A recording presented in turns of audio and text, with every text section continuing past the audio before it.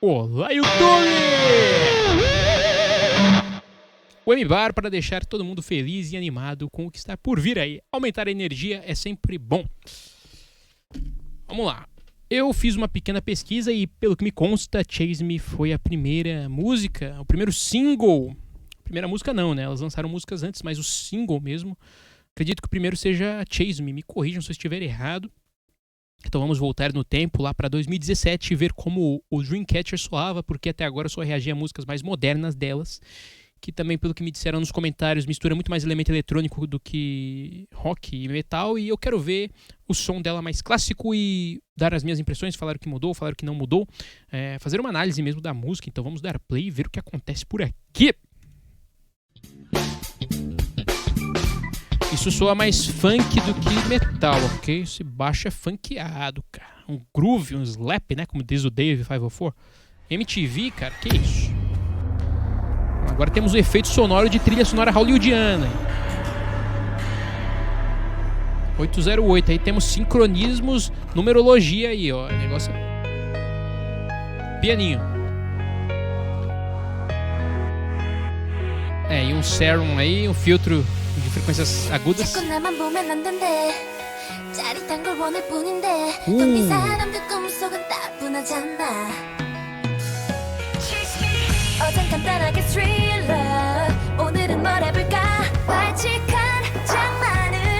A bateria tá crescendo, hein?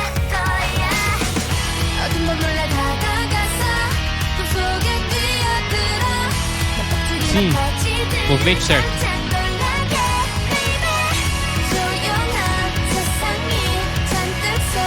Tático. Subiu. Ah lá o homenzinho.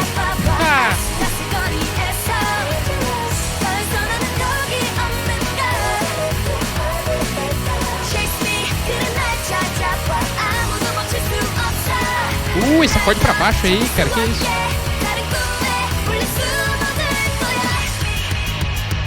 Teve modulação no final do refrão, cara.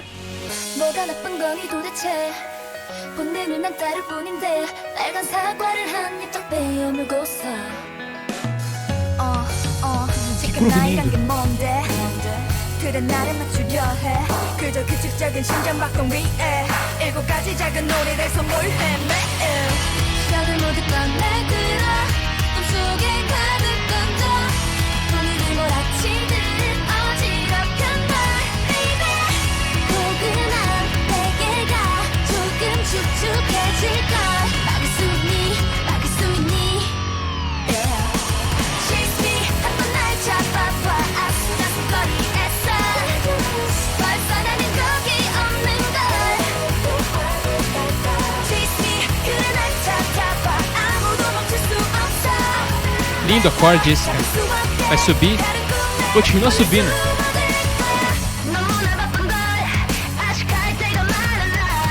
Voz de rádio aí.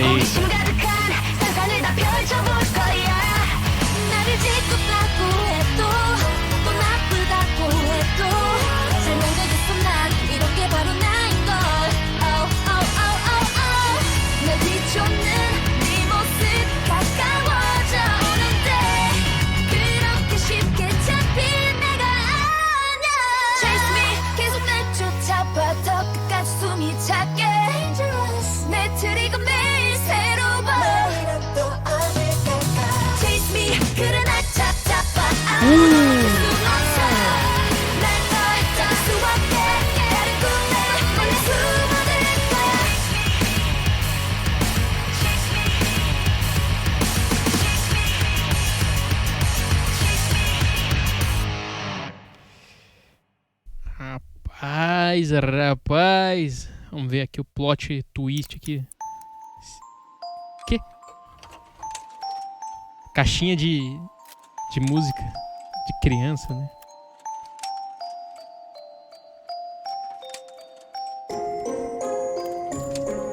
O que tá acontecendo, rapaz?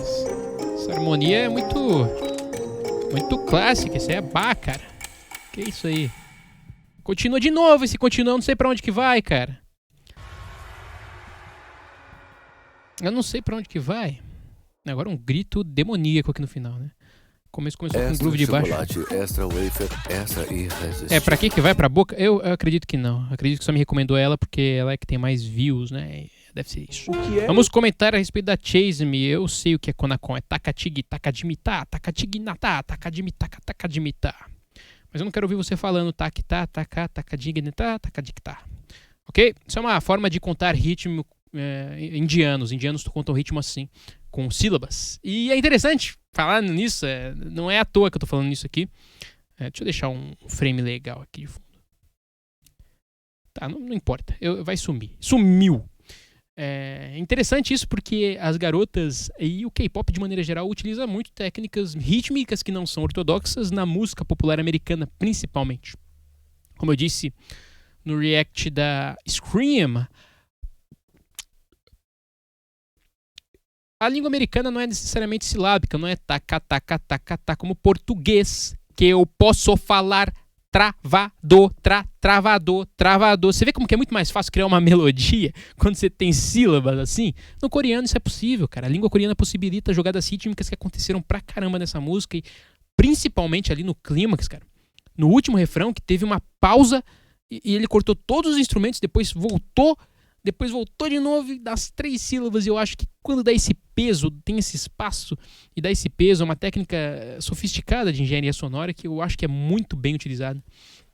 Sobre o metal que a gente ouviu aqui, não chamaria de power metal, não chamaria de metal moderno. Aqui é mais uma pegada mais rock japonês mesmo.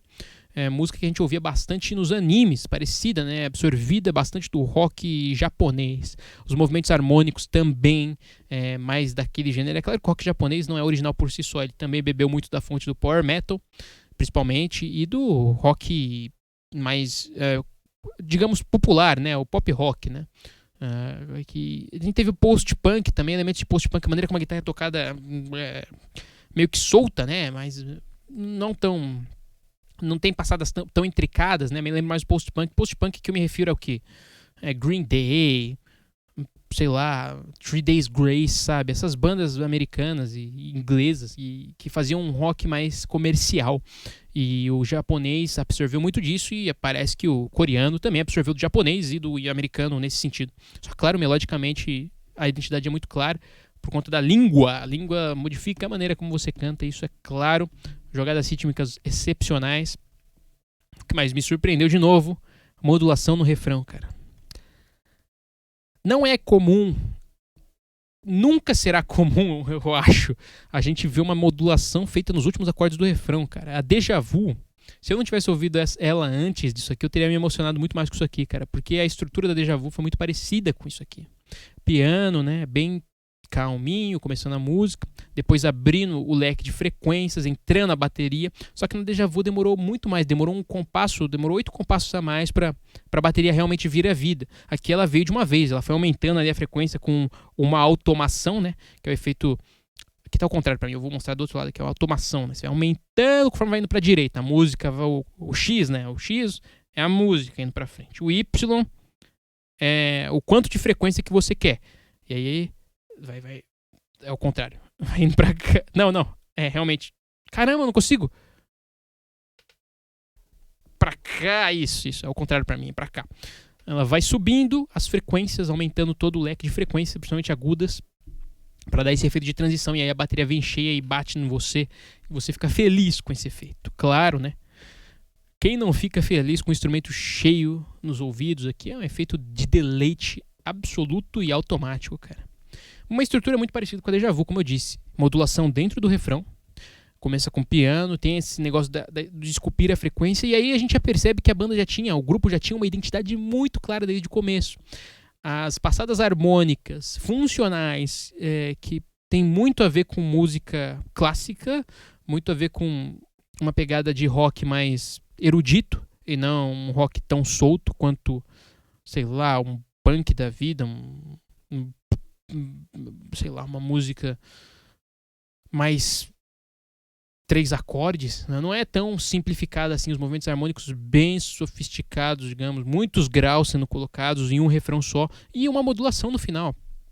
A modulação significa subir da escala, né? Toca um acorde, depois toca outro acorde que não tem nada a ver com o anterior, depois toca outro acorde que só tem relação com o anterior.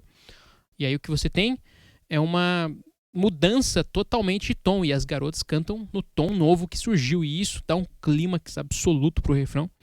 E aí já tinha uma identidade, né? Porque na Deja Vu a gente viu a mesma coisa acontecendo. Modulação no refrão, modulação naquela parte de piano que ficou mais baixo pra cima.